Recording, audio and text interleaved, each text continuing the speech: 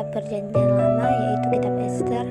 Yang pertama latar belakang kitab Ester, yang kedua tujuan penulisan kitab Ester, yang ketiga penulis kitab Ester, yang keempat tahun penulisan kitab Ester, yang kelima tema kitab Ester, yang keenam peristiwa-peristiwa penting dalam kitab Ester, dan yang ketujuh menceritakan kisah hidup yaitu tokoh Ester.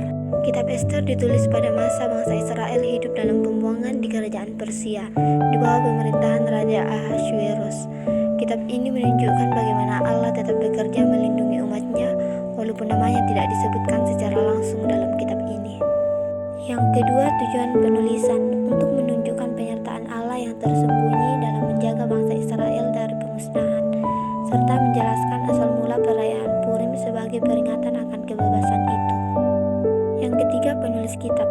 Penulis kitab Ester tidak disebut secara langsung, namun banyak ahli Yahudi dan Kristen berpendapat bahwa Mordekai, paman Ester atau seorang penulis Yahudi yang hidup sesaman dengannya yang menulis kitab ini.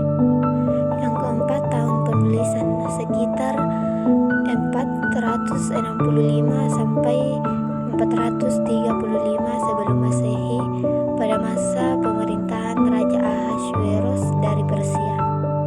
Yang kelima, tema kitab. Tema utama kitab Ester adalah penyertaan Allah yang tidak terlihat, bahwa Tuhan tetap bekerja melalui peristiwa dan manusia biasa untuk melindungi umatnya. Yang keenam, peristiwa-peristiwa penting. Ratu Wasti diturunkan dari tahta karena menolak perintah raja.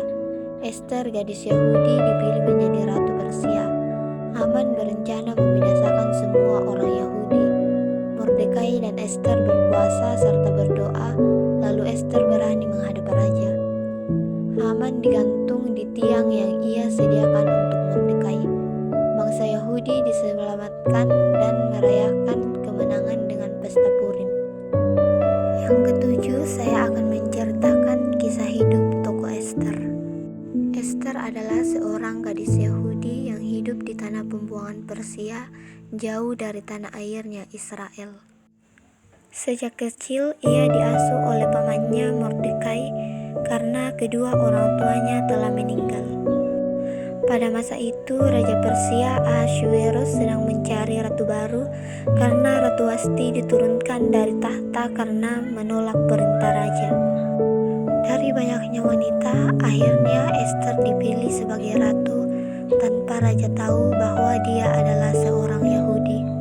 Beberapa waktu kemudian, seorang petinggi kerajaan Persia bernama Haman membenci Mordekai karena Mordekai tidak mau tunduk kepadanya.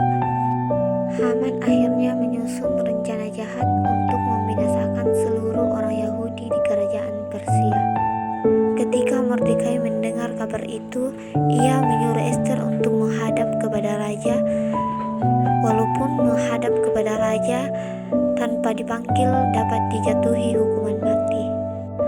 Ester berpuasa 3 hari lamanya hingga ia memberanikan diri untuk menghadap raja.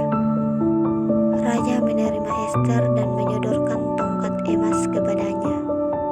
Ester mengundang raja dan Haman ke dua perjamuan yang ia sediakan.